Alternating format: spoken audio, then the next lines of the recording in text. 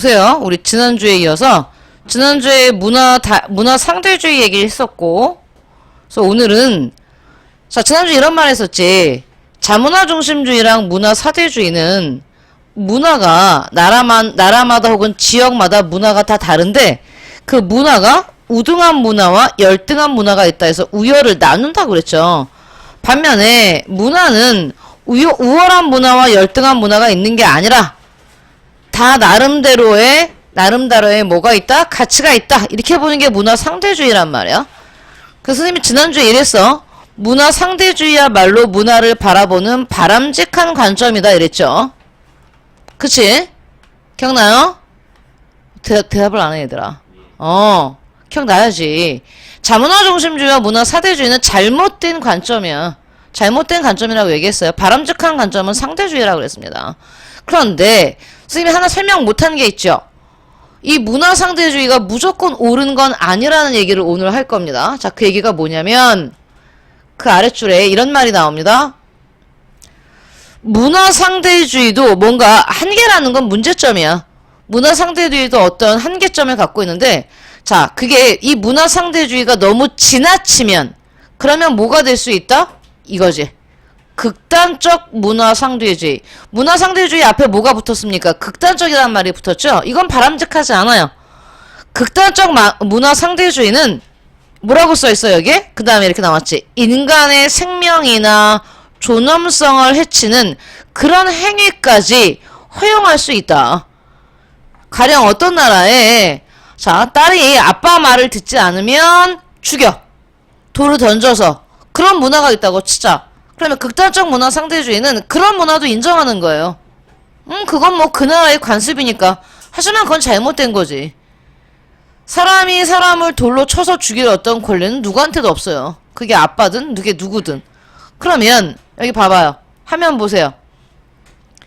중국에는 전통적인 문화 중에 전족이라는 문화가 있습니다. 여러분 들어봤을 겁니다. 발을 아주 작게 발을 키우지 않는 거예요. 여기 나오시면 보면 전족은 중국 일부 부족의 풍습인데 발이 작은 여성을 미인이라 여겨서 발을 헝겊으로 동여매서 자라지 못하게. 그래서 이 전족을 한 여성들이 걷는 것도 불편하고 기형이 되고 어릴 때부터 엄청난 고통을 줍니다. 그러면 봐봐. 선생님 문화 상대주의에 의하면 이것도 그들만의 고유한 문화니까 인정해야 될까요? 안 된다는 얘기예요. 이런 전족 풍습까지 인정을 하면 그건 바로 뭐야? 극단적 문화 상대주의가 되는 거야. 그럼 얘는 인정하면 안 되는 거야. 화면 보세요. 그러면 이 단원의 제목이 뭐였습니까? 문화 상대주의와 그 다음에 뭐가 나와? 보편윤리적 성찰이란 말이 나오잖아. 이게 왜 나왔는지 알아야 돼. 우리가 지금 지난주에 문화 상대주의가 뭔지 배웠지? 그런데 문화 상대주의는 바람직한 태도는 맞는데 여기 아래 나오는 보편윤리에 어긋나는 문화 상대주의는 안 된다는 뜻이에요. 그건 극단적 문화 상대주의로 빠지기 때문에. 다시 그럼 봐. 우리가 중국의 전족 문화는 상대주의를 가지고 인정하면 안 돼. 얘는 비판해야 돼. 선생님 왜 얘는 이 중국의 전족 문화는 비판해야 되죠? 보편윤리에 비추어 봤을 때 어긋나. 여기 나오지. 전족이라는 이런 문화를 보편윤리의 관점에서 성찰해 보면 그럼 선생님 보편윤리는 뭔데요? 라고 물어야죠. 보편윤리는 인간이라면 누구나 인정할 수 있는 윤리가 바로 보편윤리입니다. 그럼 선생님 인간이라면 누구나 인정하는 윤리가 뭔데요? 이거죠. 인간의 존엄성, 인간의 생명을 존중하는 거, 그게 보편윤리입니다. 그런데 이 전족 문화라는 건 인간의 존엄성과 비춰봤을 때 여성의 신체의 자유를 완전히 침해하고 여성에게 고통을 주는 거기 때문에 보편윤리에 어긋나요. 그러니까 전족은 문화 상대주의로 인정하면 안 되는 겁니다. 만약에 전족까지 인정하면 뭐가 된다고? 다시 한번 극단적 문화 상대주의가 될 수 있다는 얘기예요. 여기 다시 보세요. 보편윤리 뜻이 나옵니다. 보편윤리에 들어가는 건 이런 거지. 죄 없는 사람을 죽이지 마라. 남의 물건을 훔치거나 남을 속이지 마라. 이런 건 다 보편윤리에 들어갈 수 있다는 뜻이에요. 그러면 우리 책엔 뭐라고 나왔습니까? 여기 개별 문화의 특수성과 상관없이 대부분의 사회에서 인정하는 거.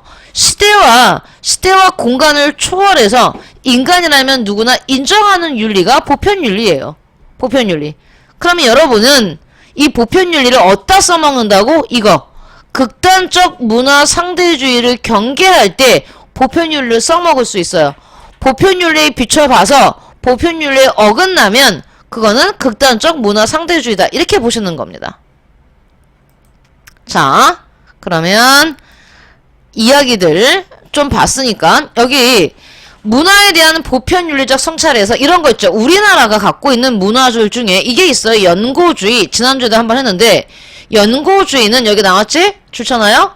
혈연, 지연, 학연 등에 따라 이해관계를 함께하면서 다른 사람을 차별하는 태도를 우리는 연고주의라고 불러. 여기 보세요. A라는 사람과 B라는 사람이 있어. 자, 여기 상사가 있어. 이 상사가 A라는 사람과 B라는 사람들 줄 중에 한 명을 승진시킬 겁니다. 그래서 시험을 봤어요. 그랬더니 얘도 80점, 얘도 80점이 나왔어. 점수가 똑같아. 그래서 이거 가지고 결정할 수가 없잖아? 그래서 그럼 평상시에 이 사람들이 출퇴근 시간이라든지 조퇴한 횟수라든지 이런 근무 태도를 봤어. 근무 태도를 점수로 매겼더니 얘도 90점, 얘도 90점이야. 동점이야. 어떻게 해야 되지? 근데 A가 이 상사랑 뭐야? 같은 학교를 나왔대. 그럼 왠지 정이 더 가. 그래서 얘를 뽑아버려. 점수는 같은데 나랑 학교가 같다는 이유로? 그럼 학연이죠. 이런 게 연고주의란 말이야. 이런 연고주의를 그러면 우리나라의 문화로 인정해야 되냐? 안 된다는 얘기예요. 연고주의는 보편윤리에 어긋나지. 이건 불당한 거고 정의롭지 않은 거기 때문에 연고주의는 비판해야 된다는 뜻입니다. 다시 연고주의는 여기 좋잖아. 뭐에 어긋나? 보편윤리에 어긋나는 문화야. 우리나라의 연고주의 같은 거 화살표 이렇게 해놔요. 우리나라 연고주의 같은 건 그 아래 나오는 보편윤리에 어긋나는 문화입니다. 그렇기 때문에 얘는 비판해야 돼요. 이 연고주의까지 인정해서는 안 된다는 얘기입니다. 자, 그러면 선생님이랑 같이 여기 같이 볼게요. 밑에 문제 163페이지 보겠습니다. 163페이지 같이 보시면 땡땡땡은 자신이 속한 사회, 자신의 속한 사회의 문화를 열등하대. 자기 문화를 열등하다고 생각하는 건 우리 문화는 너무 우수하지 않아. 대신에 옆에 있는 저 나라의 문화는 굉장히 우수해 라고 보는 게 뭐랬습니까? 큰 나라를 섬긴다. 사대주의랬지. 사대주의 뜻이 섬길 사자랬지. 대는 큰 나라. 큰 나라의 문화를 섬기고 우리 문화를 우습게 보는 게 이게 문화 사대주의입니다. 예쁘게 쓰세요. 자기의 문화를 열등하다고 하고 다른 문화를 우수하는 것을, 다른 사회의 문화를 우수한 것으로 보는 걸 우리는 문화 사대주의라고 한다. 글씨를 또박또박 쓰면서 여러분이 익히세요. 사대주의의 뜻을. 자신의 문화는 열등하고 다른 문화는 우수한 것으로 보는 거. 자, 쓰면서 여러분이 외웠죠? 다음 두 번째는 이번엔 정반대지. 내가 속한 사회의 문화는 우수해. 그래서 모든 문화를 자기 문화의 기준으로 보는 거. 이건 자문화 중심주의지. 우리 문화가 최고야 라고 하는 건 자, 예쁘게 쓰세요. 자문화 중심주의다. 자문화 중심주의. 자, 써놓고 화면 보세요. 선생님 자문화 중심주의 가지고 지난주에 설명하지 못했던 거 하나 하겠습니다. 자, 자문화 중심주의는 다시 두 개로 나눌 수 있어요. 자문화 중심주의가 어떻게 나타나냐면 첫 번째는 이렇게 나타나요. 야, 우리 문화가 세상에서 가장 우수해. 그러니 다른 열등한 나라의 문화도 우리 문화로 바꿔야 돼. 즉 자문화 중심주의가 아주 적극적으로 나타나면 뭐가 되냐면요. 문화 제국주의가 될 수 있어요. 선생님 문화 제국주의가 제자 어떻게 써야 돼? 자, 문화 제국주의를 선생님이 설명했지 방금. 자기네 나라 문화의 우수성을 알리기 위해서 다른 나라의 문화를 없애고 자기네 나라의 문화로 바꾸는 게 문화 제국주의야. 반면에 여기 봐봐. 자문화 중심주의가 소극적으로 나타나면 뭐가 되냐면요. 아예 다른 문화를 못 들어오게 막아버리고 우리 문화만 지키는 거야. 그게 뭔데요? 그건 문화 국수주의입니다. 써놓으세요. 제국주의와 국수주의. 정반대지만 둘 다 뭡니까? 자문화 중심주의야.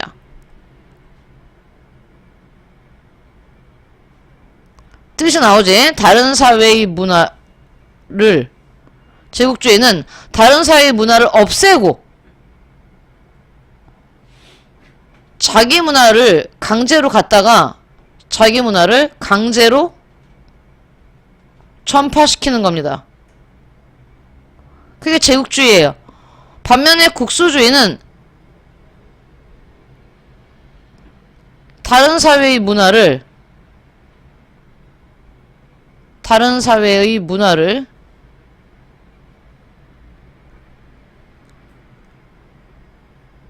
막는 거예요. 절대 자기네 나라에 못 들어오게.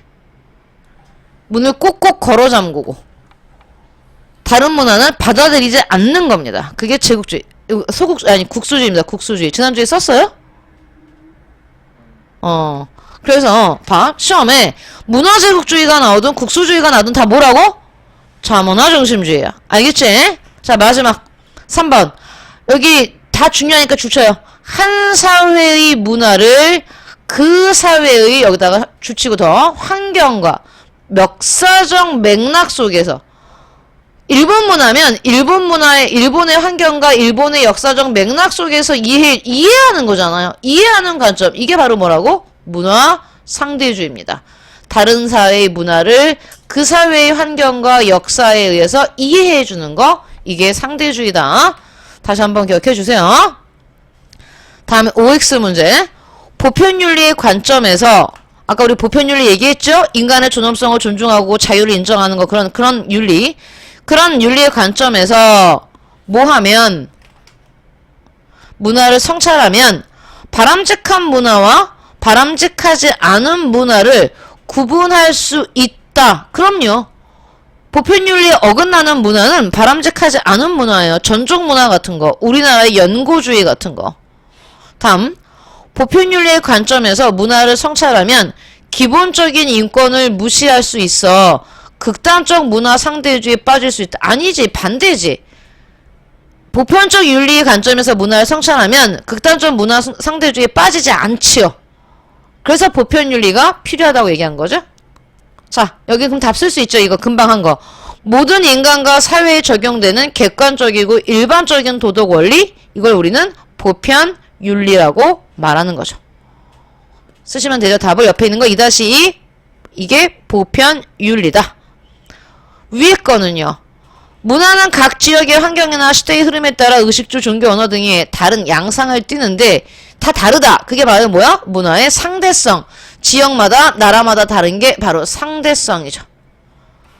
자, 그러면 오늘은 여기서 보편윤리까지 지난주에 못했던 거 마치고요. 쭉 넘겨가서 4번. 여기 들어갑니까? 안 빠지죠, 여기.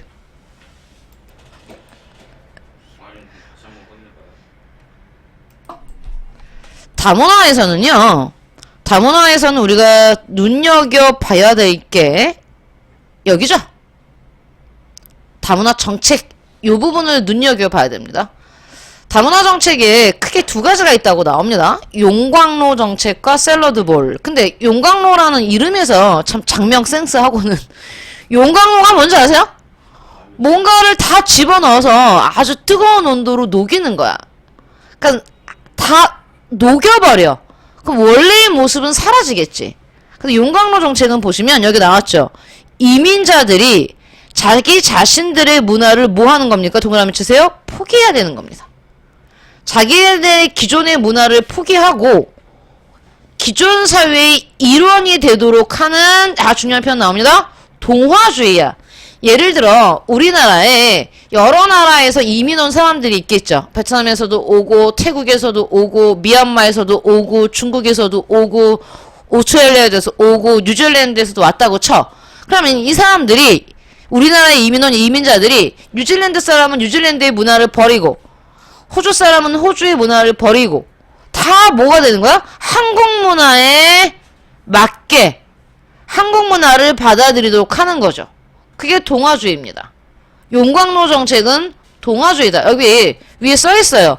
용광로가 여러 물질을 녹여내듯이 한 사회에서도 이민자들이 다수 집단, 즉 우리나라라고 친다면 우리나라의 뭐 되도록 동그라미 치세요? 흡수되는 거지. 흡수.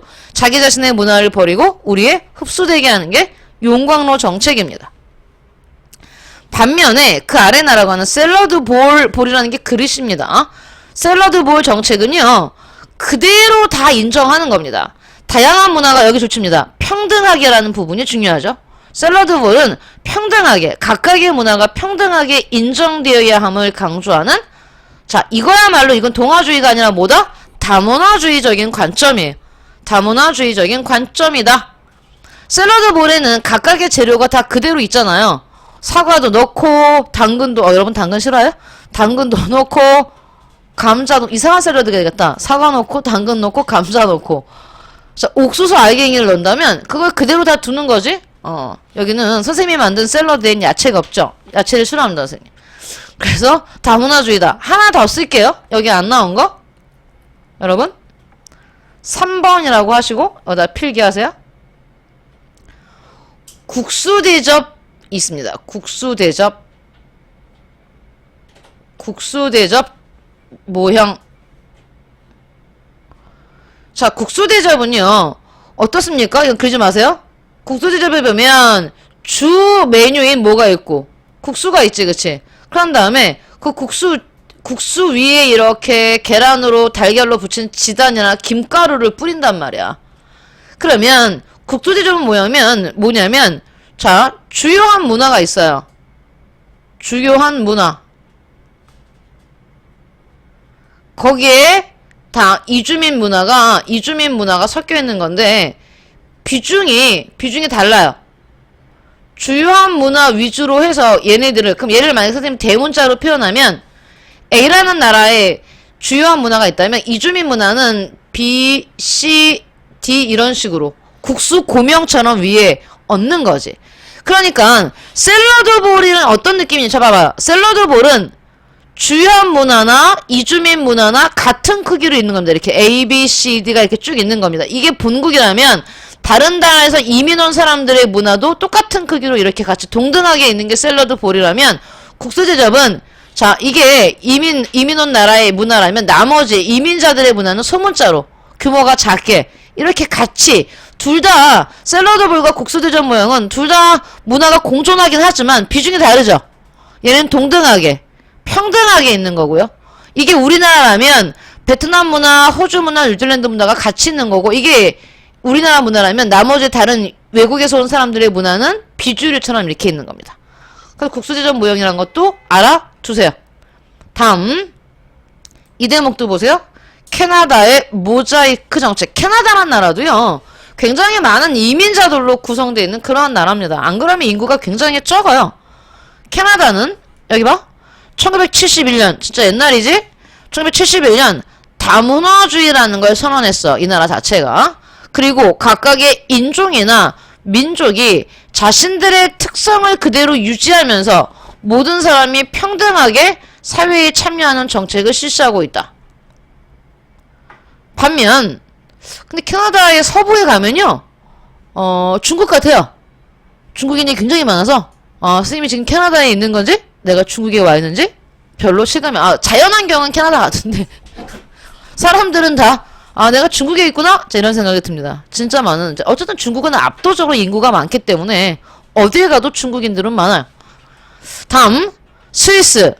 스위스의 지폐에는, 자, 지금 크기가 안 보이지만, 이 지폐에는 여러 나라의 언어가 쓰여 있습니다. 독일어, 이탈리아어, 프랑스어, 그 다음에 이제 스위스 고유한 로만슈어라는 4개의 공용어를 모두 표기해서 각각 민족의 고유한 문화적 고유성과 다양성을 인정하게 노력한다. 그러면 봐봐요. 이 캐나다의 다문화주의와 스위스의 지폐가 상징하는 건 이런 거지. 샐러드볼 정책 같은 거죠. 왜? 샐러드볼 정책은 다 다문화주의였잖아. 이건 다문화 정책의 사례로서 나온 겁니다. 자, 그러면 개념 확인 문제로 다문화는 빨리 끝낼게요. 보세요. 선생님 같이 해봅시다. 교통통신의 발달이 가져온 거. 그럼 교통통신의 발달이 지역화를 갖고 왔겠어요? 세계화를 가져왔겠어요? 당연히 세계화겠죠. 세계화는 서로 다른 문화권에 속한 사람들의 연결과 이동을 가속화시켰다. 우리나라에 누가 증가한 주요 요인은 여기 나왔네요. 농어촌 남성들의 국제결혼 증가 때문이다. 그래서 국제결혼 이민자들이 많아졌죠. 특히 농어촌에, 왜냐면 여성들 대부분은 아니겠지만 많은 여성들이 농촌에서 거주하는 걸 별로 좋아하지 않습니다. 선호하지 않아요. 도시에 거주하는 걸 선호하죠. 그러니까 농어촌에 시집을 가려는 여성들이 별로 없는 겁니다. 그래서 국제결혼을 하는 거죠. 다음, 외국인 근로자의 유입은 국내 노동력 부족 문제를 해소하는 데 기여했다. 그럼요. 우리나라는 노동력이 부족합니다. 특히 농촌에서 농업 노동자라든지 중소기업의 노동자로 일하려고 하는 친구들이 별로 없어요. 인구도 적고. 그러다 보니 외국인 근로자의 유입이 노동력 부족 문제를 해소시켰죠. 그래서 5가 맞고요. 우리나라에서는 다양한 문화가 유입되고 기존의 문화와 새로운 문화가 융합되면서 문화 갈등이 줄어들고 있다. 여러분 봐봐요. 이건 우리나라뿐만이 아니라 다양한 문화가 들어오면 갈등은 줄어드는 게 아니라 항상 늘어나요. 다양한 사람들이 늘어나기 때문에 갈등은 줄어들지 않습니다. 그래서 이것은 틀렸죠. 다음, 주체별로 다문화 사회의 갈등을 해결하기 위한 노력. 국가가 할 수 있는 노력이 있고요. 여기 봐봐. 다문화 축제를 국가적 차원에서 한다기보다 다문화 축제 같은 거는 지역사회가 지역별로 합니다. 지역별로. 특히 우리나라에서 다문화 축제를 크게 할 수 있는데 다문화 외국인들이 굉장히 많이 있는 곳이 뭐 안산시 그런 경우에는 유명하죠. 안산시 같은 경우는 다문화 축제 같은 걸 개최하겠죠. 다음, 학교가 하는 건 교육이지. 다문화 이해 교육을 할 수 있는 거고요. 국가가 할 수 있는 게 바로 법을 제정하고 시행하는 건 국가 차원에서 할 수 있겠죠. 이렇게 연결시키면 됩니다. 다음요. 옆에 다양한 인종, 종교, 언어, 문화를 가진 사람들이 함께 살아가는 사회. 이게 바로 지금 우리 주제인 다문화 사회가 되겠죠. 다문화 사회. 다음요. 외국인들은 우리 사회에 여전히 남아있는 외국인에 대한 사회적 편견입니다. 사람들이 그 사람들을 제대로 알지 못하면서 그냥 자기가 갖고 있는 잘못된 생각들, 편견과 차별 때문에 고통받고 있겠죠. 다음, 다문화 사회의 갈등을 해결하기 위해서는 문화적 다양성을, 자, 제일 중요한 단어가 이겁니다. 인정하는 거예요. 상대를 인정하면 갈등의 많은 부분들이 해소됩니다. 다른 사회의 문화를 그 사회의 맥락 속에서 이해하는, 자, 이게 바로 우리 앞에서 배웠던 앞단원에서 가장 중요했던 주제, 문화 상대주의죠. 인정하고 이해하는 게 상대주의야. 다시, 그 사회의 문화를 인정하고 이해하는 게 문화 상대주의가 되는 겁니다. 잘 들어요. 자, 우리 문화 상대주의 교과서 내용 좀 볼게요. 여기 문화 상대주의가 왜 필요한지 생각해보게. 전화? 이렇게 부르면 안 되겠죠. 전화? 하고 내리면 전화 하고 올려야겠죠. 새로운 언어의 사용은 아니 됩니다. 사실 너무 익숙하죠. 세종대왕이 한글을 만들었다는 거. 그래서 평상시에는 내가 참 감사하는 마음이 없었어요. 근데 볼수록 감사합니다. 지금 우리가 글이 없어서 한자를 쓴다고 생각해보세요. 말과 글이 일치하지 않다는 거. 세종대왕은 모든 백성들이 자신의 생각을 쓸 수 있도록 한글을 창제했다. 그러나 당시 일부 사람들은 이를 반대하기도 했다. 최만리, 정창송 등 사대부들은 왕에게 상소문을 올려 중국이라는, 자, 중국 큰 나라지? 중국이라는 대국, 큰 나라를 섬기고, 이게 섬길 사자야. 그 다음에 큰 나라 대자. 이게 뭐야? 사대야, 사대. 알겠지? 사대. 중국 중심이죠. 중화를 사모하기 위해서는, 중국을 섬기기 위해서는 무슨 글을 만들어? 한자를 써야지. 중국의 언어와 제도를 따라야 한다고 주장했다. 그럼 여기 최만리부터 일부 사대부들은 바로 무슨 주의입니까? 문화 사대주의가 되는 거죠. 여기 한글의 창제와 사용을 반대하는 사대부들의 주장은 뭐다? 문화 사대주의적인 관점이 되는 거죠. 자, 다음에 이거. 한국에서는 한국 문화를 따라야죠. 우리나라 기업에서 일하고 있는 이슬람 교도인 땡땡씨는 금식 기간이 돼요. 이슬람교에서는 라마단이라는 일정 달에는 뭐 한댔어 내가? 해가 떠 있는 동안에는 음식을 먹지 않는다고 그랬죠? 금식 기간이 돼요. 점심은 해가 떠 있는 때는 식사기 때문에 안 먹어요. 해가 져야지 먹습니다. 점심을 먹지 않기로 마음먹었다. 같이 일하는 동료가 여기는 한국이니까 이건 폭력이에요. 여기는 한국이니까 한국 문화에 적응해야죠. 잘 들어. 로마에 가면 로마법을 따르라는 건 로마인처럼 다 생각하라라기 자, 다릅니다. 그 해석에 따라서. 근데 여기는 한국이니까 한국 문화를 적응해야죠라고 하면 점심을 권유했다.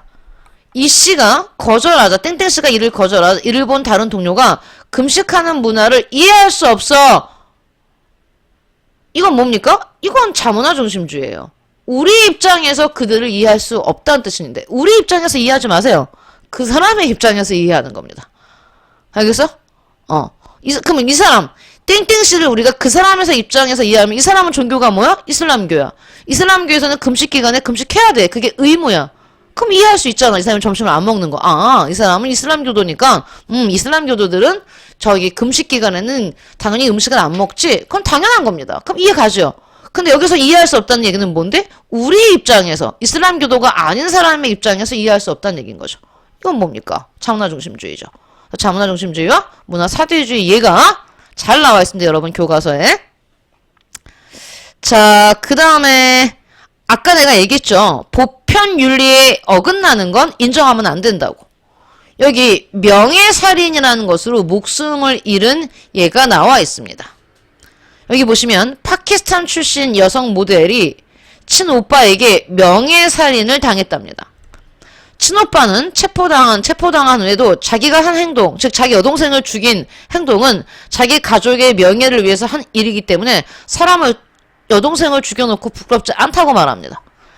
그래요 선생님? 그럼 이건 파키스탄의 문화잖아요. 인정해야죠. 안 된다고요. 사람의 생명을 해치는 건 보편윤리에 어긋납니다. 그럼 여기 나오지? 이렇게? 과연 가족을 살해하는 관습을 문화 상대주의 관점에서 이해하는 건 바람직한 것일까? 아니다. 이렇게 말하는 거죠. 왜? 보편윤리에 어긋나니까.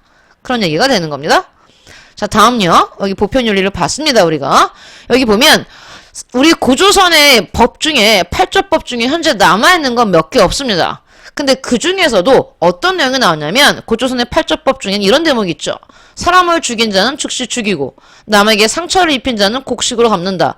즉 살인을 하지 말란 얘기지. 이거 보편윤리란 얘기입니다. 그 다음에 남에게 상처를 입힌 거 상해죄죠.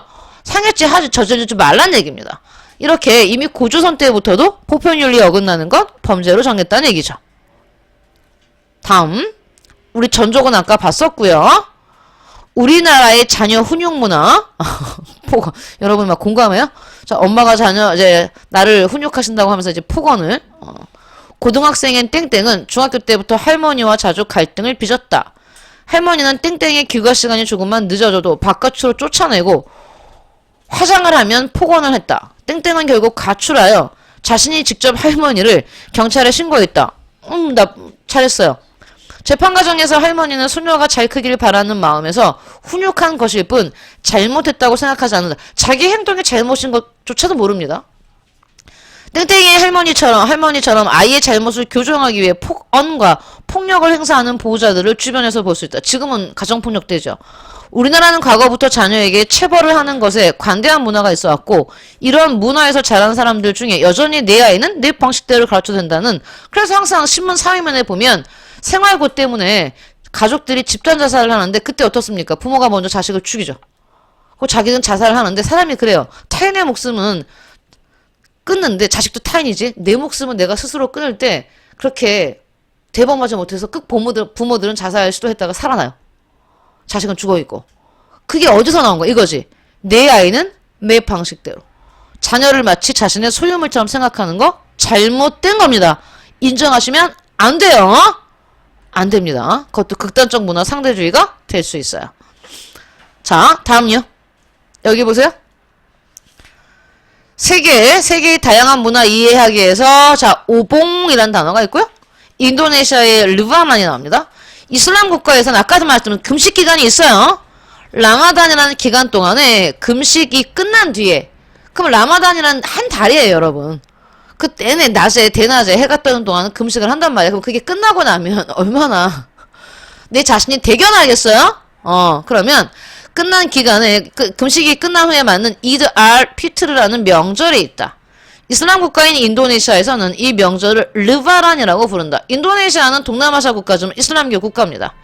르바란 기간에는 귀성 행렬로 교통 대란이 벌어진다. 우리나라도 명절 때 사람들이 집에 가느라고 교통 대란이 일어나죠. 또 이 기간에는 바나나 잎으로 만든 주머니에 쌀을 넣고 찌는 크투팟이라는, 여기 보이십니까? 이런 음식을 먹는다. 이렇게 뭡니까? 나라마다 먹는 음식은 다 다르지. 이건 뭐야? 다양성이야. 하지만 공통점은 뭐니? 보편성은. 다 명절에 특별한 음식을 먹는다는 뭐야? 보편성이야. 그래서 우리는 세계 명절 문화를 통해서 뭘 볼 수 있어? 보편성도 볼 수 있고 다양성도 볼 수 있습니다. 자, 다문화 사회에서는 어떤 내용들이 나왔을까? 보시죠. 국내에 거주하는 외국인 추이는 점점 많아지고 있어서 한국 사회도 다문화 사회로 변하고 있다. 우리나라의 외국인 분포 훈양을 보면 역시 중국인이 제일 많죠. 한국계 중국인들. 그다음 베트남. 중국은 전 세계 어떤 나라도 제일 많아요. 우리나라에만 중국인이 많은 게 아니야. 우리나라는 그나마 적은 거예요. 그다음에 보면 국내 거주 외국인의 체류 유형별로 보면 근로자로 온 친구들이 가장 많고요. 그다음 외국 국적 동포가 있고요. 외국인 주민의 자녀들이 이렇게 있다. 보시면 됩니다. 여기 보면 다문화 사회의 다양한 모습들 보고, 여기 이게 이제 인천의 차이나타운의 모습입니다. 인천의 차이나타운의 모습. 그 다음에 안산, 아까 내가 안산에 외국인 노동자들이 굉장히 많다고 그랬잖아요. 그래서 안산에는 반월공단과 시화공동에서 일하는 외국인 근로자들이 굉장히 많아서 여기 보시면 외국인 주민센터를 설치해서 이들에게 필요한 다양한 행정 서비스를 지원하고 있답니다. 자, 여기는 어디입니까? 충북 진천인데, 아니죠. 여기 충북 진천이죠? 충청북도 진천에는, 자, 농촌이잖아요. 농촌에 결혼 이민자들, 농촌 총각들의 결혼 이민자들이 많아서 농기계 작동 및 안전교육을 실시하고 있다. 그 다음에 이제 여기는 경남 김해입니다. 경상남도 김해, 부산광역시 옆에 있습니다. 김해시는 중소기업에서 근무하는 외국인 근로자가 많아서 구도심의 전통시장을 중심으로 외국인 거리가 형성되고 있답니다. 그런 다음에 이제 우리 다문화 사회 갈등 해결 방안으로 스위스의 다문화 정책 언어 협회, 캐나다의 다문화 정책 봤었습니다. 그 다음에 우리의 노력도 문제로 봤으니까요. 오케이. 새롭게 나온 건 없을까요? 됐어요. 여기는 여러분이 문제 푸시면 되겠습니다. 어디 보시냐면요. 여기. 지금부터 시간을 좀 줄 테니까 스텝 2에서 홀수만 다 풀어보세요. 홀수 1, 3, 그 다음에 5, 7, 그 다음에 실력 왕성에서도 1, 홀수만 갑니다, 여러분. 자, 해보세요. 풀어보세요. 자, 1번 문제 봅시다. 1번 문제. 다음 주장을 자기가 채점하세요. 다음 주장을 확인할 수 있는 자료로 적절하지 않은 것은 그랬습니다. 오늘날 우리나라는 다양한 문화를 가진 사람들이 함께 어우러져 살아가는 사회로 변화하고 있다. 그래서 우리나라는 다문화 사회가 되어가고 있다. 이런 얘기인데, 그러면 다문화 사회로 변화하고 있는 자료로 적절하지 않은 걸 고르는 거잖아요. 여러분 북한은 외국입니다. 우리랑 문화가 많이 달라요. 분단된 지 오래돼서. 그러니까 북한 이탈 주민의 수가 는다는 건 다문화 사회가 되고 있다는 증거가 되고요. 해외에 취업한 내국인 수, 이건 아니죠. 외국으로 나간 거잖아. 국내에 거주하는 외국인 주민의 비율, 국내에 거주하는 외국인 근로자의 수, 전체 혼인 건수에서 차지하는 국제결혼의 비율, 자, 이런 게 다 다문화 사회를 보여주는 증거고요. 자, 짝수까지 하라고 했으니까 2번도 바로 볼게요. 빈칸에 들어갈 현대사회의 변화 경향을 쓰래. 요즘 우리나라 텔레비전 프로그램에 외국인이 자주 출연하고 있어. 우리나라가 다문화 사회가 되었음을 보여주는 것 같아. 교통과 통신의 발달로 뭘 했습니까? 세계화를 했죠. 세계화되면서 그랬습니다. 다음요. 3번 문제. 자, 그래프와 같은 추세가 지속되면 국내 거주하는 외국인의 숫자가 점점점 늘어나는 그런 사회가 되면서 나타나는 현상으로 옳지 않은 거지? 세계 각국의 다양한 음식 문화가 유입되고 있고요. 이중 언어를 구사하는 사람들의 수가, 그치, 외국인들은 자기네 나라 고국어도 쓰고 우리나라 말도 쓰겠죠. 외국인에게 제공하는 행정 서비스의 종류가 감소하는 게 아니라 증가하겠죠. 뭐 이런 걸 문제라고 내고 있습니까? 3번. 갑자기 문제를 풀고 싶은 의지가 확 꺾였어요. 다음에 4번 문제. 어느 학생의 수행평가제인데 봐봐. 문항당 100점은 2점이면 맞는 걸 맞다고 하면 2점, 틀린 걸 틀리다고 했을 때 2점인 거지. 그럼 볼게요. 긍정적, 부정적 측면. 자, 1. 국제결혼 이민자는 젊은 사람들이 적은 농어촌 지역에 활력을 불어넣고 있다. 맞아요. 맞는 걸 틀리다고 했기 때문에 얘는 틀렸어요. 점수 못 받겠죠. 다음. 외국인의 유입으로 새로운 문화가 유입되어 문화 다양성이 증가하고 있다. 맞는 걸 맞다고 했으니까 점수 받겠네요. 2점. 외국인의 유입으로 노동력 문제가 완화되어 내국인과의 일자리 경쟁이 사라지고 있다. 그건 아닙니다. 경쟁은 여전히 있어요. 그러면 일자리 경쟁이 사라지고 있다는 틀린 걸 틀렸다고 했으니까 맞았죠? 2점. 다문화 가정의 자녀들은 의사소통의 어려움 등으로 사회에 적응하는데 어려움을 겪고 있다. 겪고 있죠? 맞는 걸 맞다고 했으니까 2점. 아버지를 아버지라고 부르면 다 2점으로 줍시다. 맞는 걸 맞다고 했으니까. 그러면 2점, 2점, 2점, 6점 되겠습니다. 채점하고 있죠? 자, 5번 문제. 다음은 상담 게시판에 올라온 문제를 해결하기 위한 방법. 잘못된 답변을 하는 학생입니다. 제 친척동생은 점심시간에 괴롭대요. 친척동생은 말레이시아 사람이자 이슬람교를 믿는 어머니의 영향을 받아 돼지고기를 먹지 못하는데 기억하세요? 이슬람교는 돼지고기를 안 먹습니다. 학교 점심시간에 돼지고기가 들어간 반찬이 자주 나오기 때문에요. 어느 날은 돼지고기 김치볶음이 나와서 반찬을 남겼는데 하필 그날이 잔반 없는 날이어서 급식당번인 친구와 다투었나 봐요. 오케이. 잘못 답변한 사람입니다. 다른 문화에 대한 편견을 버려야지. 다른 사회의 문화를 그 사회의 맥락 속에서 이해해야지. 새로 유입된 사회 구성원의 문화를 모두는 아니지. 여기서 모두가 되면 극단적 문화 상대주의가 될 수 있기 때문에 정답은 3번 하겠습니다. 다음요. 6번. 개미시에는 중소기업에 근무하는 외국인 근로자가 많아. 이와 같은 모습은 우리 사회가 이 사회는 뭔데? 써야지. 다문화 사회.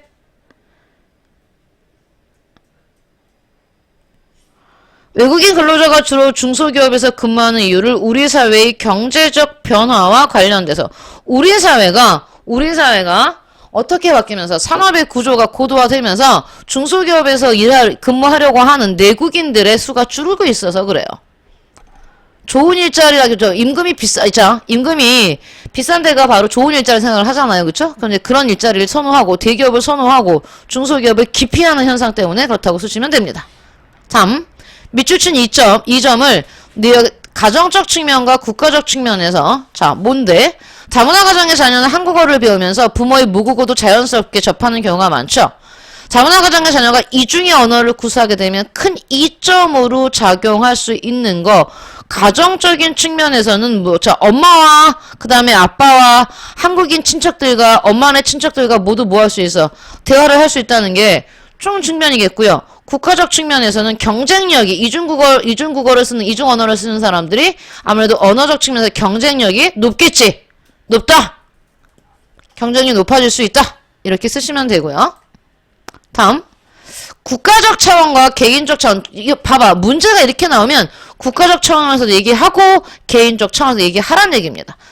외국인 근로자 땡땡씨는 공장에서 일을 하다가 기계에 손가락을 다치는 사고를 당했는데 임금 체불을 겪고 있대요. 못 받고 있다는 얘기입니다. 게다가 임금도 못 받는데 산업재해 보상보험에 적용도 받지 못해서 이중으로 힘들겠는데요. 그러면 개인적 차원에서는 어떻게 해야 될까? 이 문제를 해결할 때 자, 이 외국인 근로자가 뭐 할 수 있도록 산업재해 보험을 받을 수 있는 어떤 방법이 없는지 같이 알아봐 줄 수 있는 방법이 있고요. 국가적 차원에서는 외국인 근로자들도 산업재해를 당했을 때 그들에게 보험 적용을 받을 수 있는 어떤 제도를 만들거나 법률을 만드는 거 그렇게 쓰시면 되겠죠. 다음 갑니다. 실력 양성 문제 1번. 그래프에 대한 옳은 분석. 그래프가 보여주는 건 뭔데? 외국인들이 점점 많아지고 있다는 얘기란 말이야. 가는, 그 다음에 나는 외국인들이 주로 어떤 형태로 들어오는지, 근로자 형태로 많이 들어온다는 걸 보여주는 거죠. 가볼게요. 가. 중국 국적 외국인의 수는 미국 국적 외국인 수의 10배 이하이다. 자, 여긴 보시면 숫자를 물어봤는데 여기 나온 건 비중인데 일단 볼게요. 여기 보시면 봐봐. 화면 봐. 단위가 뭐야? 퍼센테이지지. 근데 퍼센테이지만 갖고는 수를 알 수 없지만 여기 숫자가 나와 있기 때문에 우리는 퍼센테이지 갖고 숫자를 계산할 수 있어요. 1, 10, 100, 1000만, 10만, 100만, 170만. 1, 10, 100, 1000만, 10만, 100. 맞죠? 그럼 170이라고 봤을 때 계산하기 좋게 200 합시다. 200. 170 하지 말고 200 이렇게 봤을 때 중국이 56%야. 그러면 200을 쳤을 때 중국계가 56%면 100만이 넘는다는 얘기죠. 그죠? 100만이 넘어. 반면에 미국은 4.2야. 4.2. 당연히 10배 이하가 아니라 10배 이상이 되겠지. 계산 안 해도요. 틀렸고요. 니은. 중국 국적 외국인 수의 비율이 높은 것은 우리나라와 지리적으로 가깝고 한국어를 할 수 있는 사람. 그럼요. 재외동포가 많아요. 조선족이라고 불리우는. 그래서 니은 맞고요. 그 다음에 디귿. 외국인 근로자의 성비는 이 단어 알아두세요. 성비라는 단어. 성비 설명 나왔지. 여성 100명당 남성의 수야. 그러면 봐봐. 성비가 101이라는 건 뭐니? 여성 100명당 남자가 101명이라는 얘기야. 성비가 100보다 크면 남자가 많다는 뜻입니다. 성비는 국제결혼 이민자의 성비보다 낮을 것이다. 여기 성비 안 나왔는데요. 국제결혼 이민자 이렇게 나왔지만 외국인 근로자. 외국인 근로자는 고급 기술직 인력보다는 단순 기능직 인력이 더 많을 것이다. 사실 이게 맞는데 이것도 어떻게 한다고 얘기해야 돼? 자, 그러면 일단 기억 뺄 거고요. 니은 리을은 다 들어가는데 디귿이 문제인데 외국인 근로자의 성비는 국제결혼 이민자의 성비보다 낮을 것이다. 외국인 근로자는 남자가 많아요. 그러면 100번 쓰세요. 외국인 근로자는 여성보다 남성이 훨씬 더 많기 때문에 써놔. 100보다 클 겁니다. 성비가. 반면에 국제결혼은 농촌 총각들과 결혼하는 여성이 많기 때문에 얘는 100보다 숫자가 작을 거예요. 그러니 외국인 근로자는 100보다 크고 남자가 많아. 이민자는 여자가 많으니까 100보다 작아. 그러니까 성비는 낮을 것이다가 아니라 높을 것이다 라고 말해야 되지. 완전 틀렸어요. 디귿 빼겠습니다. 정답은 2번 하시면 됩니다. 다음 2번 문제. 갑과 을의 입장이죠? 자, 갑은 뭐야? 용광로야. 다 녹아버렸지. 녹아서 우리나라 문화화 시키는 거지. 반면에 을은 뭐니? 샐러드를 했어. 샐러드 볼. 그럼 우리가 아까 봤으니까 가볼게요. 갑은 을과 달리 다문화주의 관점에서 문화를 바라보는 건 을이죠. 을. 그러니 틀렸고. 2번. 갑은 을과 달리 한 문화가 다른 문화보다 우월한지 판단할 수 있다고 보는 거지. 우리 문화가 더 우월하다고 보는 겁니다. 틀렸고요. 을은 갑과 달리 문화의 특수성과 고유성을 보호할 필요가 있다고 보는 거죠. 없다고 보는 게 아니라. 을은 갑과 달리 지역마다 환경이나 역사적 맥락, 오케이. 을이 인정하고 있는 거죠. 그래서 정답은 4번 하셔야 됩니다. 자, 잠깐 쉬었다가 여러분